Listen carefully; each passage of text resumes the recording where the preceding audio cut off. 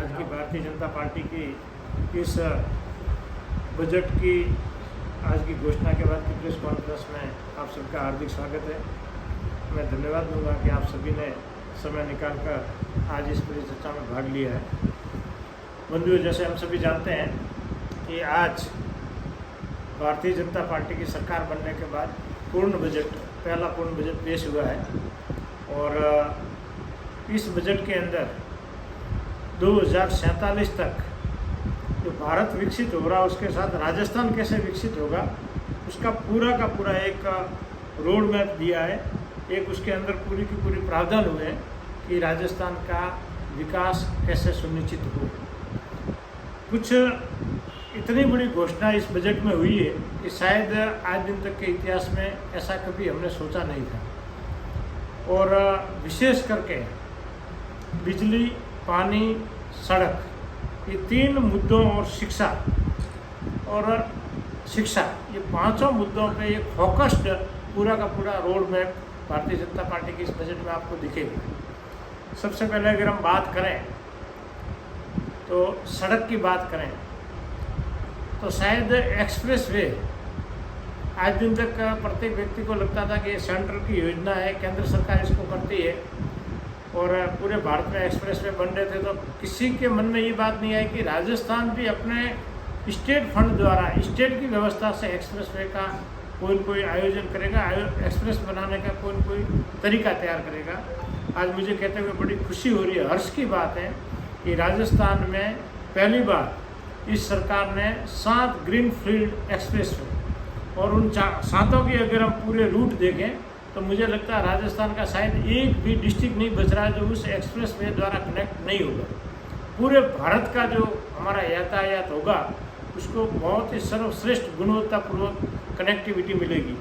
और ये express way केवल एक्सप्रेस वे सड़क नहीं है, चलने के लिए नहीं है, लेकिन एक विकास का एक्सप्रेस वे बनेगा जिसके अंदर चाहे इंडस्ट्री हो, चाहे राजस्थान के दूसरे विकास के काम हो, उन सबको बहुत बड़ी गति मिलेगी। पहली बार प्रदेश का बजट $350 बिलियन की इकोनॉमिक बनाने का विजन देके बनाया हुआ है, जिसके अंदर जैसे हमारे भारत की जो एक विजन है इकोनॉमी डेवलप करने की, जैसे 5वीं अर्थव्यवस्था विश्व में है और 3री बनाने की मोदी जी प्रयास कर रहे हैं, ठीक वैसा ही राजस्थान की सरकार ने संकल्प किया है कि 350 बिलियन की हमारी इकोनॉमी बने। पहली बार 25 लाख घरों तक पीने का शुद्ध पानी का कनेक्शन का टारगेट लिया है। ये बहुत बड़ा क्योंकि राजस्थान एक सूखा प्रदेश है, यहाँ पे प्राय बहुत बड़े हिस्से में लोगों को पीने के पानी की बहुत बड़ी समस्या होती है। इस समस्या का समाधान करने का ये किया। एक बहुत बड़ा विजन इस बार हमारी सरकार लेके आई है, वो सोलर। प्रत्येक गांव के अंदर 2 मेगावाट का सोलर प्लांट लगेगा।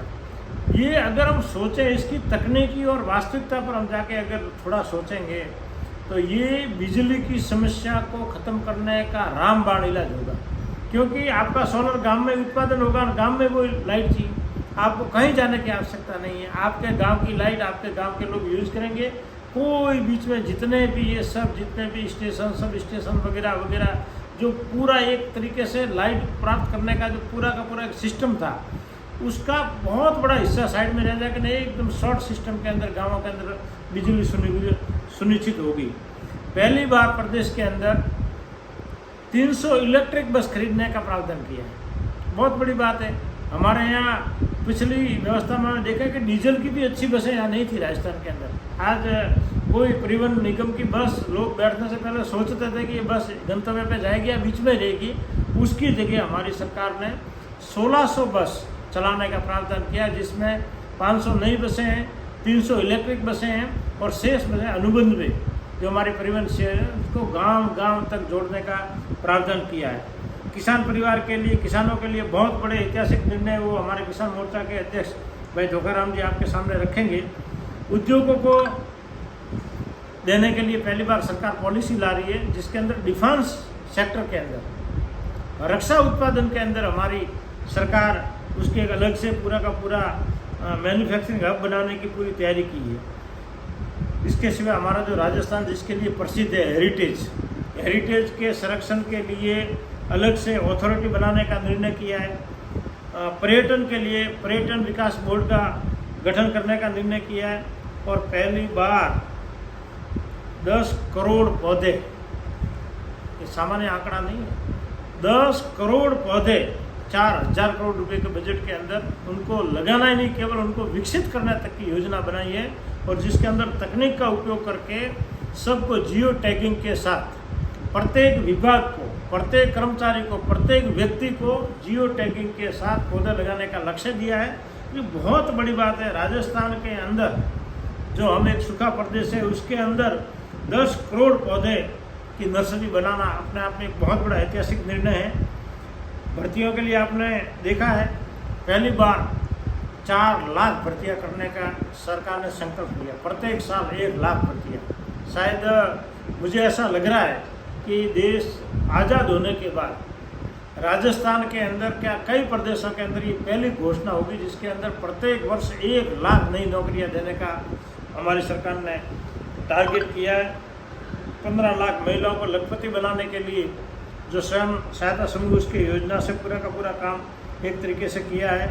चाहे पुलिस बल का आधुनिकीकरण हो, चाहे दूसरे हमारे जितने भी विभाग है उनके अंदर आधुनिकीकरण करने के लिए मानवीय बल की आवश्यकता हो, साधनों की आवश्यकता हो, वित्तीय आवश्यकता हो, प्रत्येक पहलू पर इस सरकार ने पूरा का पूरा अपना वो लगाया। ऑर्गेनिक खेती के लिए अलग से बोर्ड बनाने का निर्णय किया जो हमारे राजस्थान की पहचान है। और आज के समय में अगर देखा जाए तो मानवीय जीवन के लिए वर्तमान में जिस तरीके से प्रदूषण है और उसके लिए ऑर्गेनिक जैविक उत्पादन का हब बनाना, जैविक के लिए इतनी चिंता करना, ये बहुत बड़ा आने वाले समय के लिए हमारे लिए अचीवमेंट होगा जो इस प्रदेश के लोगों के स्वास्थ्य के लिए बहुत ही महत्वपूर्ण कार्य सिद्ध होगा आने वाले समय में। इस तरीके से आज के बजट के अंदर ऐतिहासिक घोषणाएं हुई है और हमें विश्वास है कि इसके बजट के बाद में राजस्थान एक नई ऊंचाइयों को प्राप्त करेगा। एक और आज सैद्धांतिक निर्णय किया है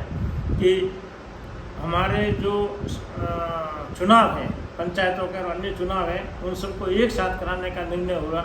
उसके अंदर एक कमेटी बनाई जाएगी और पंचायत समिति से लेकर जितने भी स्वयं जो हमारी संस्थाएं हैं उन सभी को रीबिल्ड करने का इस सरकार ने निर्णय किया है। जो पिछले 5 सालों में हमने देखा है कि पंचायती राज चुनाव का मजाक बन गया था। पंचायती राज चुनाव को इतना हल्का कर दिया था, इतना महत्वपूर्ण हमारा विभाग था, उसको पिछली सरकार ने इस तरीके से उसके साथ व्यवहार किया कि वो विभाग तहस नहस हो गया। उसको वापस सही करने के लिए हमारी सरकार ने सैद्धांतिक प्रस्ताव रखा है बजट के अंदर कि कमेटी द्वारा पंचायतों का पुनर्गठन होगा और पूरे राजस्थान में एक साथ में चुनाव होंगे। इस तरीके से बहुत ऐतिहासिक निर्णय का राजस्थान के लिए दिन रहा है। बहुत ही बड़े बड़े निर्णय हैं और हमें पूरा विश्वास है कि 2047 में राजस्थान भी भारत विकसित के साथ अग्रिम पंक्ति में खड़ा रहे, ऐसा हमारा